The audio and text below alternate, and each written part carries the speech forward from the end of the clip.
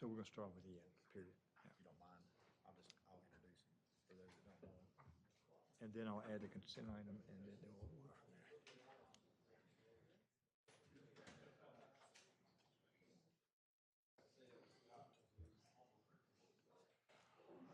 Welcome, everyone. Glad to have you here for our January work session.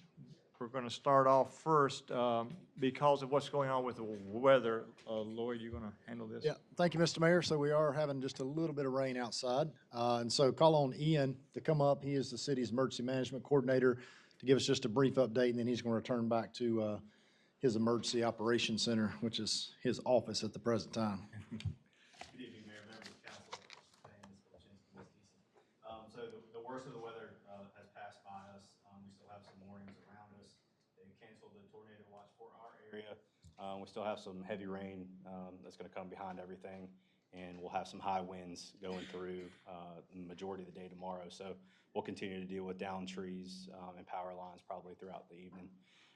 But for your situational awareness, all parks and greenways were closed due to flooding and the account of citizen safety. We do have some road closures due to flooding right now. Stowell Road, obviously, one of our first indicators. Eva Drive area, Weddington, Meadowbrook, Kingfield, and Central Drive, we have closed down and barricaded in coordination with the police department and our transportation department. Power outages right now, fluctuating, going up and down as things occur and progress. Right now, we're sitting at about 1,060 customers affected by power outages. But I'll continue to keep you guys updated through the afternoon and evening. Ian, thank you so much. Thank you. All right. I'd like to ask council to add that consent item. Is there a motion? So moved, Mayor. Second. Motion on favor, raise your hand. Thank you very much. We have 3 presentations we'll be doing on Thursday night. Retirement of Major Ledwell for 25 years, retirement of Captain James Allen Lee for 27 years, and presentation proclamation recognizing January 15th as Martin Luther King Day. Moving on, our informational item, Liz, due to the weather, is unable to be here. That's been moved to February work session. the February work session, so that item 1 will be in February. Item 2, receive presentation regarding local government language access collaborative. Thank you, Mr. Mayor. Request council not to take action on this item. We are going to pull this one and do a little more staff work on it. Hope to bring it back to you next month. All right, thank you very much. We'll move to the departmental reports. Will be Thursday with the downtown streetscape and the Parks and Rec bond update. Public hearings. Conduct a public hearing pursuant of North Carolina General Statute 158-7.1 to consider granting a 5-year 85% tax-based infrastructure. Thank you, Mr. Mayor. So items 1, 2, and 3 on your agenda in the public hearings are incentive request from staff to council. Steve is going to cover all 3 of those items. Paige, or Sam from EDC was going to cover item 1, but due to the weather could not be here. So Steve, you would cover items 1, 2, and 3. Yes, sir. You want to come up here and sit? That's pretty good. That's good. I like that. I done messed up my train of thought now. Mayor, members, councilmen. Okay, Steve, just to remind you, you have items 1, 2, and 3. Yes, sir. Okay, now. Yes, sir. So the first one, the one that's on your board is actually the second one. The first one is an infrastructure grant. It's a 5-year infrastructure grant. Fortis Capital Partners is the applicant. It's 160 acres at the corner of George Lyles and Concord Parkway, totaling about 1.3 million square foot of buildings. So they're expecting a 5-year build out, and the grant would cover public roads, signalization, intersection improvements at Concord Parkway and Dwight Place. The plan so far is consistent with the Lyles Small Area Plan. Staff has reviewed it, and it is consistent with the Small Area Plan. The investment in Phase 1, there's 2 phases. Phase 1 investment is anticipated between $82 million and a little over $100 million, and the infrastructure is $8.2 million. That's Phase 1. Phase 2, the investment is anticipated at just over $20 million to $25 million, somewhere in that range, and the infrastructure is anticipated to cost $3 million. So the 5-year infrastructure grant if approved, would cover the roadway system, new public water line, sanitary sewer main, signalization of the new road at 29, and off-site roadway improvements. And the infrastructure grant is valued at the equivalent of what a normal 5-year tax-based grant would be valued at. So instead of a tax-based valued grant, it's in the form of an infrastructure grant. And I would be, let me also add, the Phase 1 grant would be valued just a little over 2 million to 2.5 million. Remember, it's a range just based on the investment. And then Phase 2 would be valued, the grant value would be a little over 400,000 to 507,000. So I'll be happy to answer any questions.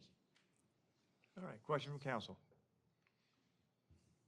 No question? What was the total investment, 125? Yes, sir. The total investment is 120 about $150 million. For everything? Yeah, over nine buildings and 160 acres. So it's very substantial over a 5-year build-out.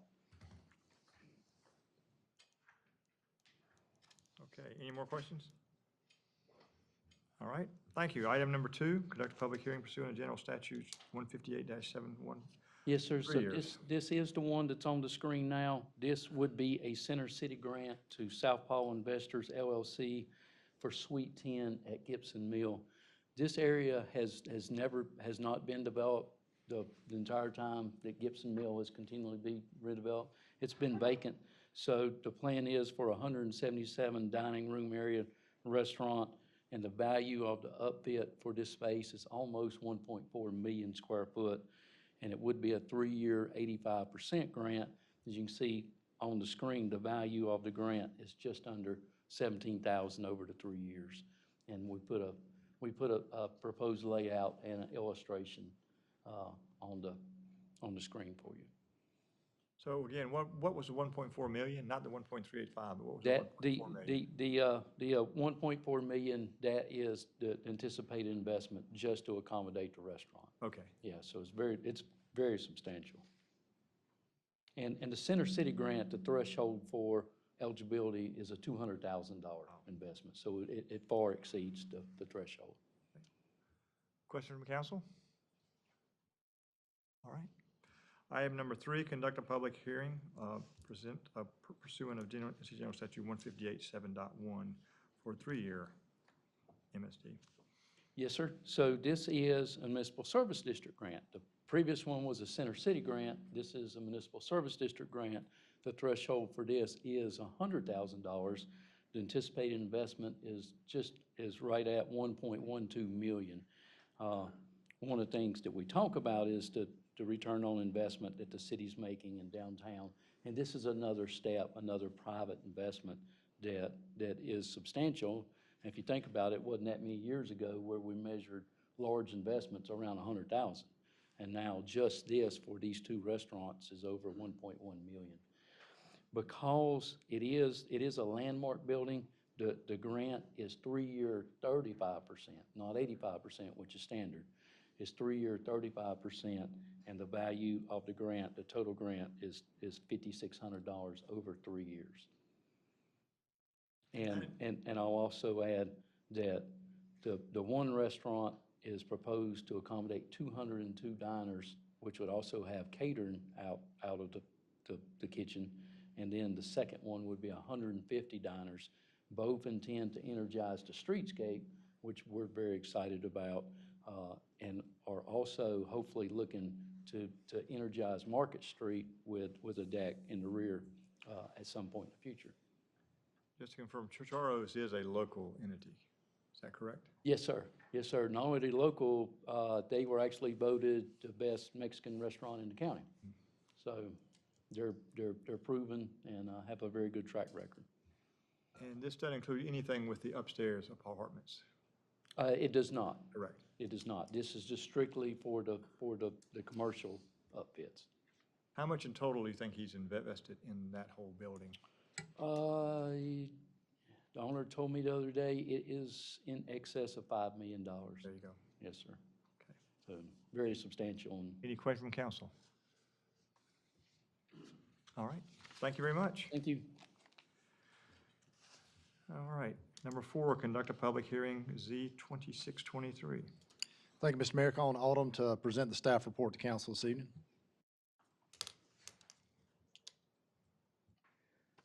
Good afternoon, Mayor, members of council, Ms. Kolchinsky and Mr. Payne. This is case Z2623, which is 3010 Newtown Way Southwest, and this is a rezoning from RM1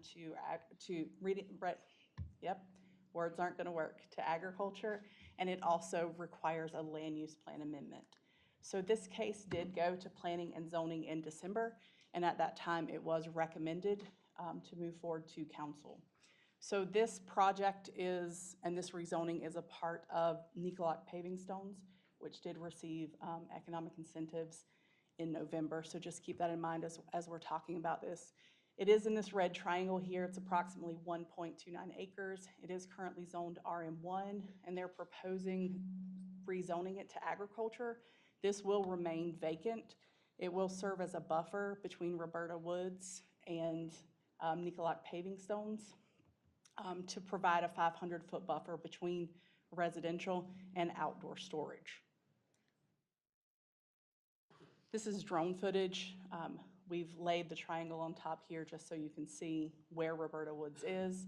And this triangle, again, just adds an additional buffer between the subdivision and Nicolak Paving Stones. As you can see, that RM1 already has an agricultural buffer. You can see it there in the green. And then the larger parcel there is the parent parcel for Nicolak Paving Stones. Excuse me, go back one, the retaining pond, is that Carvana's retaining? Yeah. Yes. Okay, thank you. And if I may, can you go back one again? Go back. Sure. And this is a pretty good site. What's the buffer, what's the distance between, and what is the buffer between Roberta Woods and this piece of land, I guess, what are we going to be used for Niblai? So I'm What's that gonna, look like? let me just go to the next one just to sort of, so you see where the green, there's already an agricultural buffer there. Right. So this is just gonna add to that buffer because there needs to be 500 feet between residential and Nicolak. So that's going to provide that buffer, an additional part of that It'll be buffer. represented by the green and Yes. bringing it on down, you mean? Okay, Yes. all right. So that red triangle will become green. I got you, understood, okay.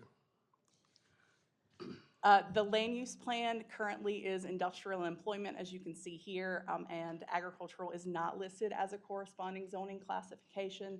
So therefore, we're asking for a land use plan amendment to open space. And agricultural is a corresponding zoning classification. And again, there's nothing proposed to be built on these parcels. This is just going to be open space.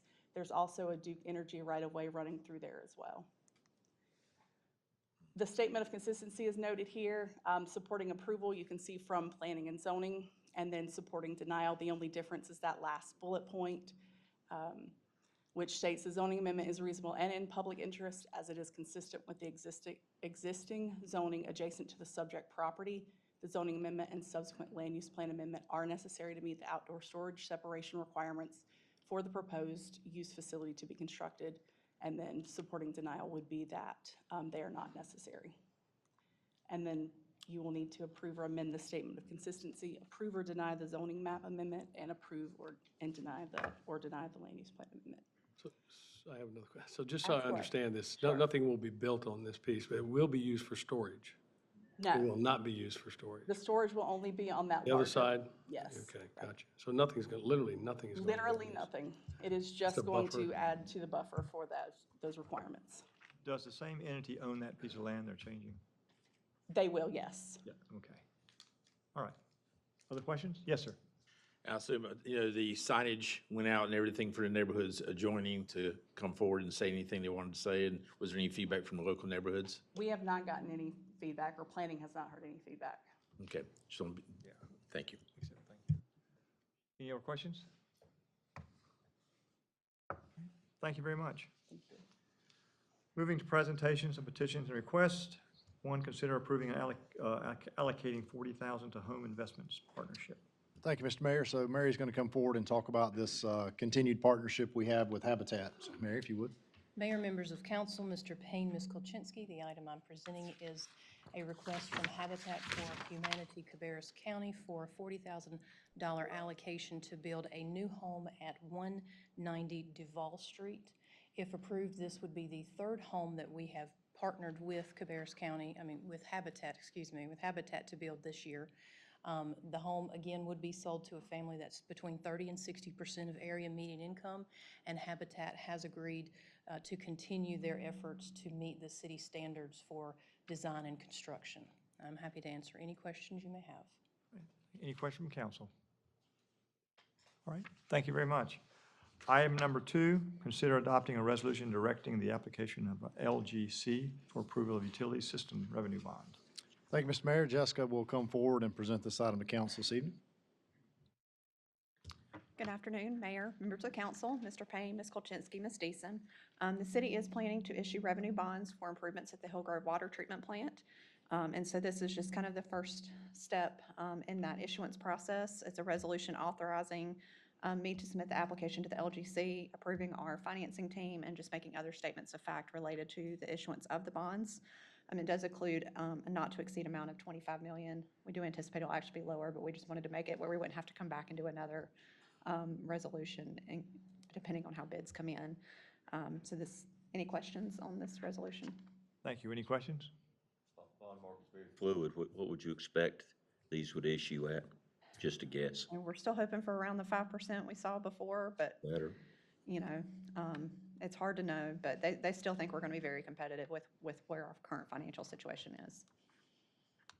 Other questions? All right, thank you very much. Number 3, consider authorizing city manager to negotiate and execute a contract. Tybert Bright. Thank you, Mr. Mayor. Dirk will present this item for council. Good evening, Mayor, members of council, Mr. Payne, Ms. Kolchinsky, Ms. Deason. It's a request from Aviation Department to finalize the last pavement project at Concord Padgett Regional Airport, which includes the general aviation apron between our tie downs and Hendrick Motorsports, along with taxiway Alpha 1. The design fees is $371,831.00, which will be funded through an FAA NCDOA aviation grant, and then we anticipate approximately $4.3 million worth of actual construction improvements to the project, which will also be funded through FAA AIP. Any questions? Any questions? I do have just one dealing with that area that you've just added on. What do you think the long-term plan is as far as hangars there? On the north end, so we're in the design phase of the access road, which we received the $5 million grant through NCDOA. And we've got approximately $2.5 million coming, and then another $2.5 million. Anticipate the completion of that design and start construction perhaps in the spring, late summer of '24. We will actually have a request in front of planning this year to look at the project between a 30 and 40,000 square foot hangar. So depending on how we can fund that, I'll take the $25 million, use it for the treatment plant, and I'll use that for the hangar, but anyways. I bet you would. Yes, sir. That's our, You still have a pretty long waiting list, don't you? yes, sir, we do. You have any idea of the number of aircraft waiting? So we've broken up both in terms of tie downs, which is pretty substantial, as you well know. Everybody wants a tie down, and that's several pages long. And then we've got our T hangars and our, I call mini corporate, and then really the 30, 40,000 square foot hangar is basically for executive jets, which would probably be between Gulfstream 350, 280 to Gulfstream 700. And we anticipate that we probably could fill that up. So demand is still great. Yes, sir. Okay, that's an important point. Okay, any more questions? All right, thank you very much. Number 4, consider authorizing city manager to negotiate and execute a contract with Hazen and Sawyer. Thank you, Mr. Mayor. Jeff will come forward and present this item to council. All right, good afternoon, Mayor, Council, Mr. Payne, Ms. Kolchinsky, Ms. Deason. This is a contract with Hazen and Sawyer for engineering and bid phase services for our Poplar Tent Area Booster Pump Station project in the amount of $477,000. This is the project formerly known as the Highway 29 Area Pump Station, which was partially designed and sort of relocated due to some issues with the tie-in and some NCDOT requirements along Highway 29. As it turns out, this is a much more advantageous site for us to solve quite a few problems at one time. So we ask that you allow us to continue the final design of that project and get that moving. Okay, thank you. Any questions? Jeff, this has nothing to do with the 49. No, not at all. Not at all. This site will this pump station will actually be co-located on the Rock Hill Church Road tank site right off of Stagecoach and Ralph Poplar Tent. Anything? Thank you. Lori, you have anything? You okay? Okay. All right, moving to item 5, consider authorizing city manager to negotiate and execute a contract with eSource for advanced metering. Thank you, Mr. Mayor. Calling on Derek to come up and present this item to council this evening. Mayor, council members, Mr. Payne, Ms. Kolchinsky. As a follow-up to our conversations about the AMI project and beginning to upgrade the project, staff has moved forward with the process to select a utility consultant to kind of walk beside us as we start this process. We had 6 respondents to our RFQ. Very strong respondents. We used a team approach, teams from electric, water, finance, and we also were able to include IT on a portion of this. That department was just getting started, but all of those departments would be impacted by this project. In the end, we allowed all 6 of the respondents to come before us to make presentations so we could really dive into their expertise, and eSource was the utility consultant that was selected. It was noted that they had a lot of experience with projects that were scaled, that gave us some confidence that they had done projects with large enough municipalities to make sure that we felt comfortable in checking their references. Their responsiveness was a highlight. As well as a lot of their references talked about their expertise and how they were able to walk municipalities through the process of selecting an actual vendor for deployment. So we felt really good about our selection. And I want to kind of stop here. I'm going to come back and talk about the attachment that was attached to the item. But I would like to invite Mr. Cody Salem up from eSource. He's the Senior Vice President of Business Development, and he's just going to run through 1 or 2 slides just to kind of introduce the company to you and some of the work that they've done. So, Cody. Thank you. Thank you, Mayor and council members, for having me. I'm, as Derek said, Senior VP with eSource. We are a research, consulting, and data science firm that started in 1986. We support only utilities all across the U.S. We have more than 500 clients. I'll go kind of fast.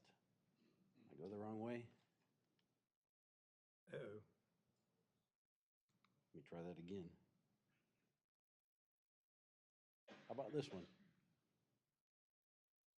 Anybody? Which button? Or you can. It's not doing anything.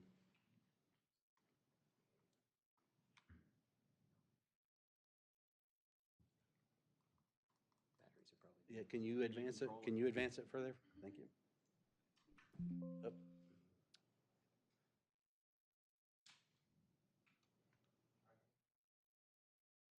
Up. He's got the button. There we go.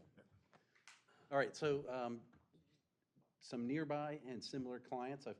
You can see the map off to the right is everywhere that we have worked on, specifically on AMI projects consulting. And there's a list to the left, which are I just picked select ones that were nearby to you guys and similar in size. All of those are either complete or in process in various phases, with the exception of Hickory, which we're in a similar stage there. I actually am going there tomorrow, and we're in contracting with Hickory tomorrow. So eSource has done probably more AMI consulting projects than any other firm across the country. We've got more than 200 projects since about 2005. We have a 100% success rate, and of note, We have 50 of our projects were electric, more than 50 electric and water municipal utilities combined. You can see some stats of the number of meters, assessments, procurements we've done. I'm not going to read all those to you, but happy to discuss if you like. We do have a core team of about 30 consultants that within eSource that this is all they focus on these AMI projects. So very experienced. Most of those are 20+ years experience. Many of them are former utility directors, engineers, and project managers as well. And the team assigned to Concord, if this contract is passed, has both the former electric utility director and a former water utility director on the team as well. And lastly, the way we work. So we have a proven methodology. As you can imagine, having done this for many years, we've developed a methodology that we take clients through that's very successful. And first and foremost, we try to minimize risk, de-risk the project. These are very complex projects. We want to take the risk out as much as possible while also maximizing the value. To get more value out of the system, they're very expensive systems, as you know. And there's more ways to get value out of the systems than just the meter to cash, which is obviously the essential part, but we help try to get more value. Develop very strong vendor contracts. These are some of the most complex contracts utilities will sign. So we have a very detailed process and that really protects the city and makes sure that they get what they need and they have recourse if there's problems. Help align the utility stakeholders on the goals and objectives so that when there's decisions to be made during a deployment phase after vendor selection, that they're actually getting what they need. Water's getting what they need, electric's getting what they need. Sometimes that will be the same, sometimes that will be different. We continually, with our team, educate on the facts and options, as there'll be lots of decisions and path forwards throughout the process so that they can be informed to make the best choices. And then lastly on there, it's very much a holistic approach of people, process, and technology. It's not just about deploying the technology. You have to consider the people that are involved with it, the processes that they follow both during the deployment and after. And off to the right is just a graph that explains really what our role is. We work as an extension of the utilities staff, really providing subject matter expertise and quite frankly, additional labor since your staff has day jobs. Bridging the gap between the vendors and the key utility stakeholders throughout the process. And with that, give it back to Ladera. Can I ask two questions? One question? Can you go back to two slides? Sure. I want to make sure I understood your slide. This one? Back one. Yep. Right side, that's 20 million meters? Of all our projects, yeah. If you add all the meters of, yeah, right. Okay. And all of them were successful? Yep. Congratulations. Absolutely. We've been doing it for a long time. So thanks, Cody. So I just wanted to, in my final comments, what we included was our scope of work that we've worked very close with eSource to come up with. In that scope, you'll see it's listed in 3 phases: mobilization, procurement, and then deployment. When you look at that entire scope, staff looked at the gaps the things that we were not or did not have in our first go-round at this, to try and make sure we covered all of our gaps just in case we need to access those services. So the actual schedule has different services that will all be deployed. Probably some of them will be happening simultaneously during the project. We're only paying for those things that are completed. Doesn't mean that we would use all of those services to completion. Some of them we would, but it is our best estimate of the services that we think we'll need to be successful with the project. So I did want to just share that with the council. The goal would be, if this is approved, to come back to you at our February planning work session to allow eSource to walk through the RFP development for the actual selection of a vendor. Once we go through that process, that would then have to come back to you as well. So there's still more work to do, but this is the first step in that. And I'm available for any questions. Any questions? I have a question, just so that I'm clear. So eSource is just a consultant. They're not providing the actual system. That's correct. But they will help with the selection of the vendor that will provide the actual system. That's correct. And is this both the AMI along with the utility billing, or just the AMI portion of that? This is a full Full scale. blown. Yes, that's why we included finance in this, because the billing component will be impacted, as well as water, and electric, and IT. So everybody will be at the table as we work through this. So I guess after 27 years, it's time. Okay. Yes, sir. And I'm going to get way in the future here, so if you're not prepared to answer, are we headed to a contract, a deployment contract that is performance-based? Or are we going to install this system with consultants and advisors? We're going to do it like we did it before, or are we going to have a turnkey installed performance contract? Or do you know yet? Well, I think that some of that still needs to be discussed, but we plan, the ultimate goal is to have the experts do the work while we continue to maintain. And guarantee success. Right, and have the appropriate contracts to govern when things are not done correctly. We can enforce that and make sure that we hold those entities accountable. That's the plan. And I want to go into the past. How many water meters are communicating right now? Just a guess. I don't know how many are communicating. I know What, we're 20? 67% deployed, but How much? high 60% Yeah. deployed and probably 55, 60% actually of that So how do we read the others? Have we got manual. manual? We're getting into meter boxes. Yes, sir. Wonderful. Any more questions? All right, thank you. All right, next is consider accepting a preliminary application from William Niblock.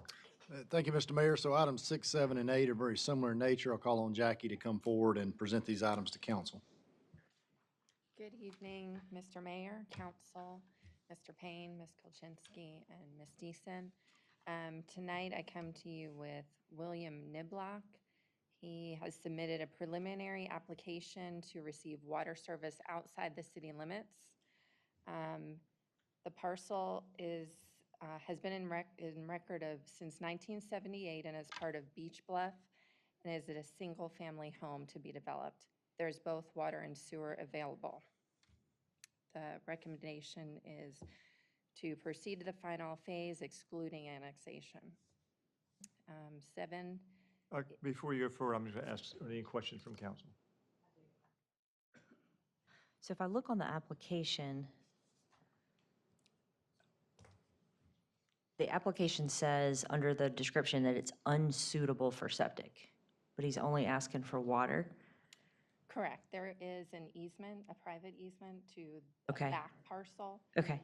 which I can provide to you. No, that's okay. I'm just curious because it says, so I guess my question is if it's unsuitable for septic, then is he going to come back and ask for sewer? Like, am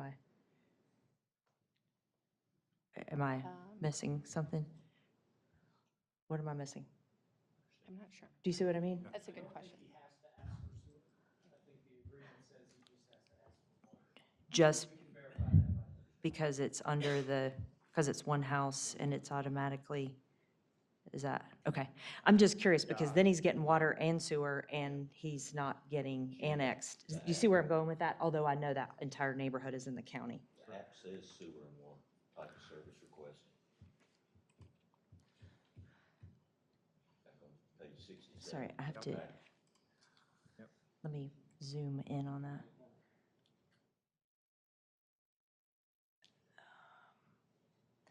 What number is that? I don't see it.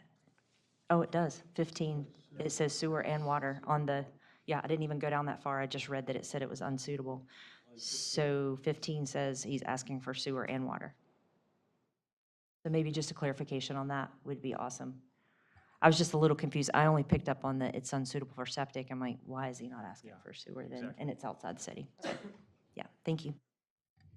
Okay, thank you. Now number 7. Number 7. Preliminary application for Skeetle, Nino, and Mildred Mendoza. They have submitted a preliminary app for water service at 3802 Solon Drive in Harrisburg, North Carolina. It's outside of the city limits. It is currently developed with a single-family home. It is zoned RE, and sanitary sewer is not available to the parcel. The recommendation is to accept the preliminary app and have the owner proceed to final application phase excluding annexation. Okay, any questions? All right, number 8. Okay, thank you. Matthew and Claudia Pig have submitted a preliminary app to receive water service outside the city limits. It's located at 3605 Millbridge Road. It's zoned agriculture open space, and the property is being developed with a single-family home. City sanitary sewer is not available to this parcel. The motion is to accept the preliminary app and have the owner proceed to the final application phase excluding annexation. All right, questions, council? All right, thank you very much. Number 9, consider appointing or reappointing 2 elected officials to the CK Transit Commission. Right now, we have council member Stocks and Sweat. Are they interested in continuing on this commission? And next year, Mayor Hennett will be in charge.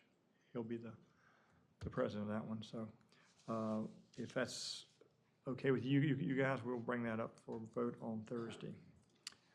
Consent agenda, anything will need to be pulled out of the consent agenda? Nothing to be pulled out of the consent agenda.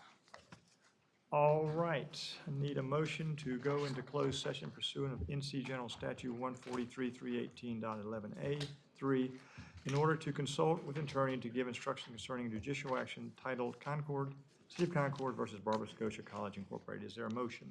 So moved, Mayor. And a second, all in favor, raise your hand. Thank you very much. You okay? All right. Thank you, everyone. We'll see you Thursday night, if not before.